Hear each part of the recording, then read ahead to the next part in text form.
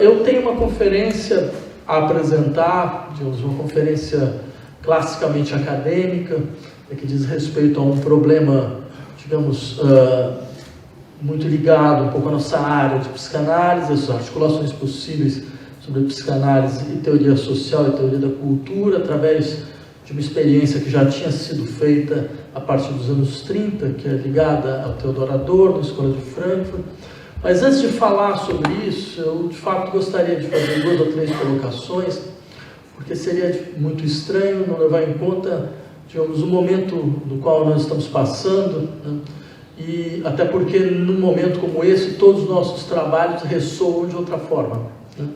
Todos os nossos trabalhos, eles começam a ganhar um outro tipo de ressonância no sentido forte do termo, que eles nos fazem lembrar situações que outros já passaram, certo? E a maneira com que as ideias, a reflexão, ela serviu em situações também muito difíceis para que outros caminhos pudessem ser abertos, certo? E para que a compreensão dos processos, efetiva dos processos, certo? A compreensão também das potencialidades, elas nos servissem de uma maneira ou de outra para alimentar os nossos afetos, para alimentar a nossa força em direção às transformações necessárias, né?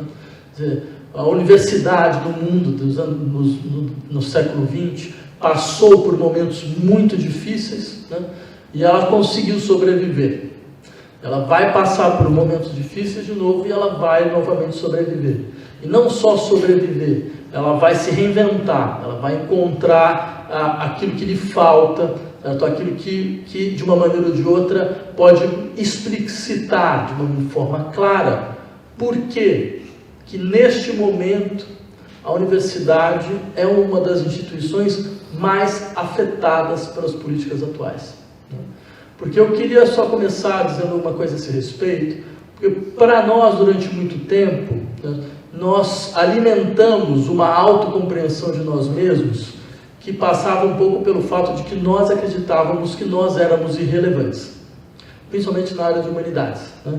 Nós tínhamos um pouco esse discurso, que afinal de contas, a classe intelectual, a classe acadêmica já não tinha relevância, certo? E nós achávamos que isso era uma coisa até mesmo positiva, porque essa relevância necessariamente ela seria compreendida como dirigismo, certo? Como certo voluntarismo, e isso não levaria em conta o que é a verdadeira dinâmica dos processos sociais, e criaria um tipo de protagonismo muito ruim, e todas essas coisas que todos vocês conhecem, né?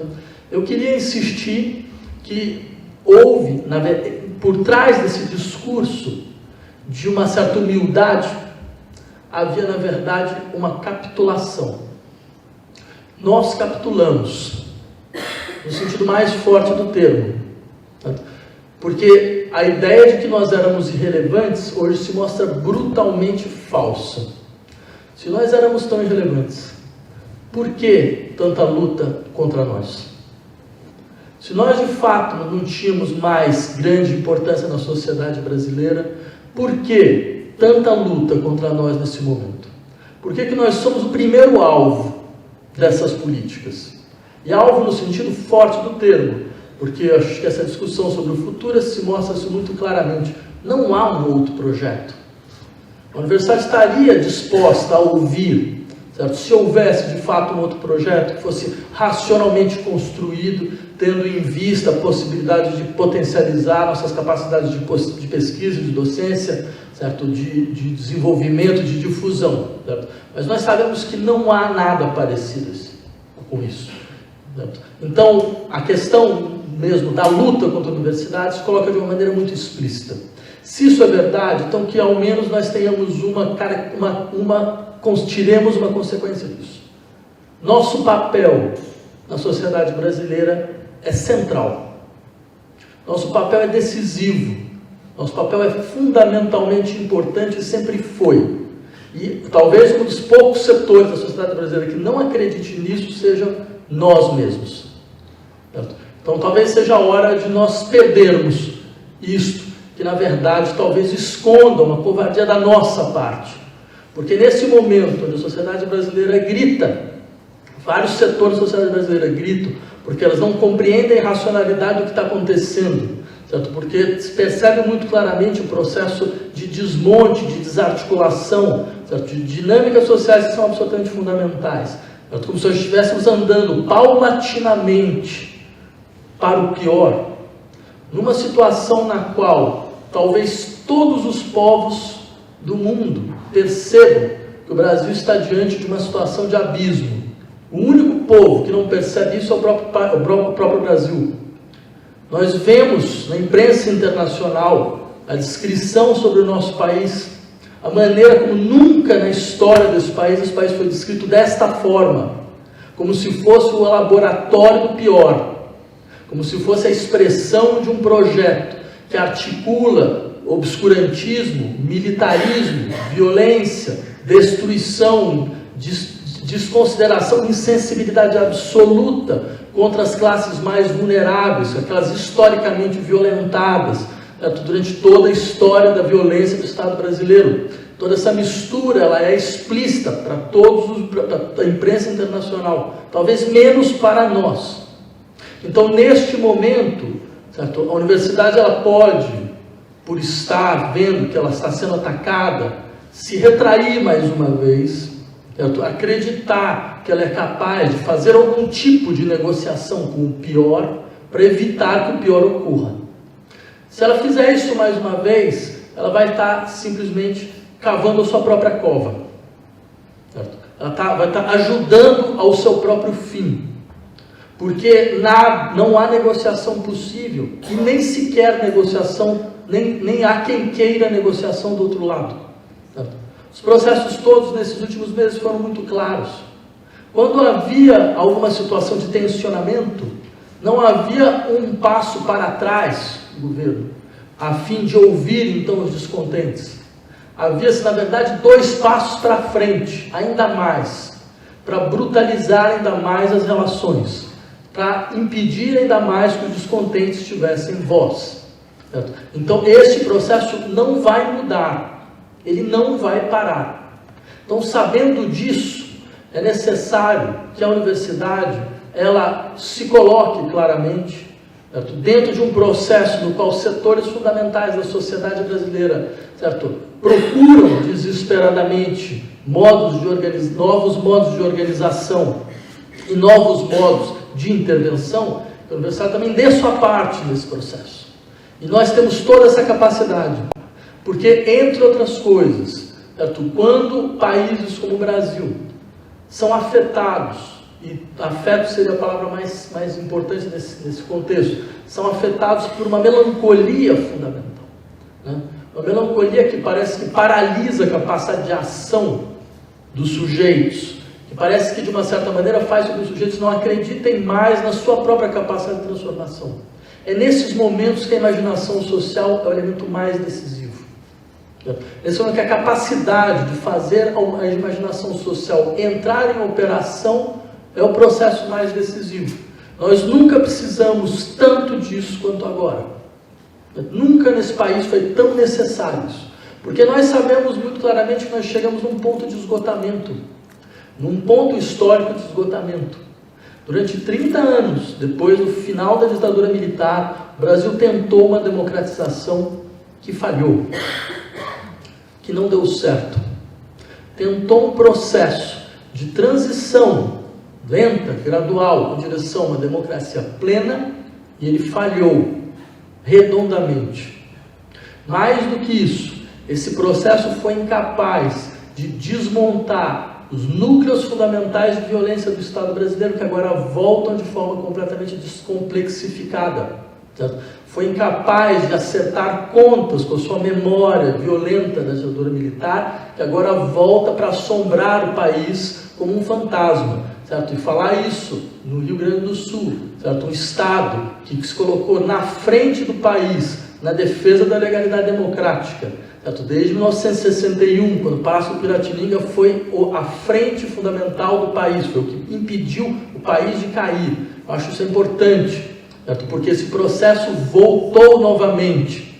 E se esse processo voltou novamente, a nossa pergunta fundamental é por quê? Onde nós erramos?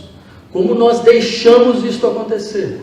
Onde veio essa autoilusão profunda de nós mesmos, de nós acreditarmos que nós estávamos vivendo em uma democracia. Porque se nós estávamos vivendo uma democracia, então como se justifica esta situação atual? Uma situação na qual, veja, não se trata simplesmente de alguém que ocupa o governo federal e tem pendores demagógicos ou qualquer coisa dessa natureza. Trata-se de um risco real de intervenção militar, de militarismo dentro da sociedade brasileira. Uma situação na qual nós vemos uma aberração do ponto de vista mesmo da democracia liberal. Que nós vemos um tipo de discurso de normalização da violência que mesmo para os padrões da democracia liberal é inaceitável. Eu lembraria a vocês, eu faço parte de uma comissão de direitos humanos, chamada Comissão Armas e Direitos Humanos. Nós estamos recebendo uma série de dossiês sobre a situação dos direitos humanos no país. Um dos dossiês que nós estamos trabalhando em cima dele, vocês devem conhecer, que é o caso do Morro do Falê. Gostaria de lembrar a vocês o que esse caso realmente foi. O que aconteceu, vocês devem ter visto na imprensa. A polícia entra no morro, ela prende 17 pessoas em uma casa, ela tortura 17 pessoas durante 3 horas, toda a comunidade ouve os gritos de não me matem, ela mata a faca 17 pessoas. E depois coloca os corpos em plástico de lixo, e leva tudo numa caminhonete. Isso é o Estado brasileiro.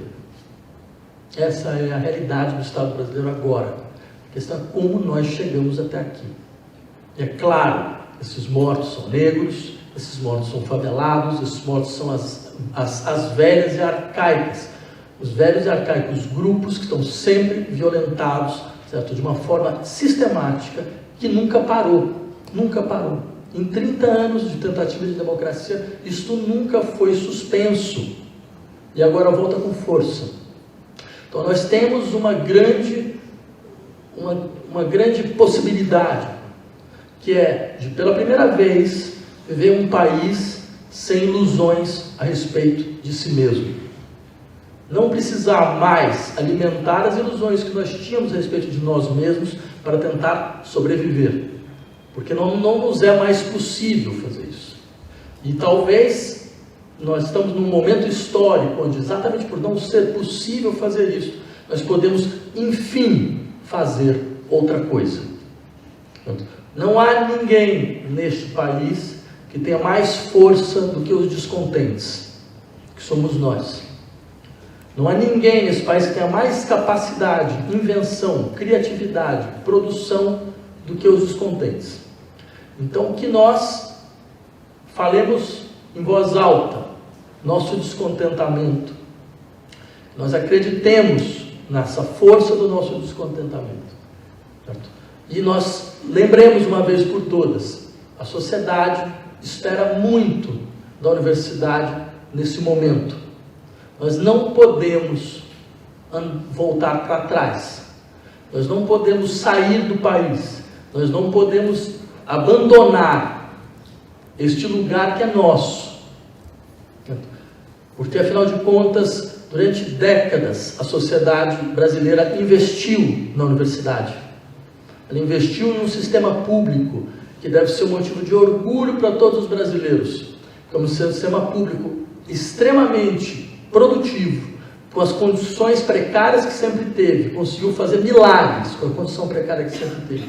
Quando teve uma chance de ter um pouco mais de situação, certo? Do ponto de vista financeiro, mostrou o que realmente queria. Hoje nós temos uma realidade na qual 54% dos alunos das universidades federais no Brasil são negros, 52% são mulheres, certo? Ou seja, nós mudamos radicalmente nesses últimos tempos, certo? O que significa, então, os estudantes e as pessoas que estão aqui para pensar e tentar transformar o país. Então, ou seja, quando a universidade teve condições de fazer isso, ela fez. A universidade pública fez. E ela se conservou até 2019 como um dos pouquíssimos sistemas do mundo que é totalmente gratuito. Que ninguém paga absolutamente nada. O que significa, entre outras coisas, que nós temos a possibilidade de fazer, por exemplo, mostrar muito claramente como não se trata, em hipótese alguma, de uma benesse que o Estado dá à elite brasileira. A universidade pública do Brasil não é uma benesse que o Estado dá à elite brasileira. Isso é uma falácia que não é comprovada por número algum. Eu posso dizer, por exemplo, o número da minha universidade. A Universidade de São Paulo, 60% dos nossos alunos vêm de famílias que ganham até 10 salários mínimos. Ou seja, uma família como essa, se tivesse que pagar uma universidade para um filho, não conseguiria pagar para dois. Não, sob nenhum critério,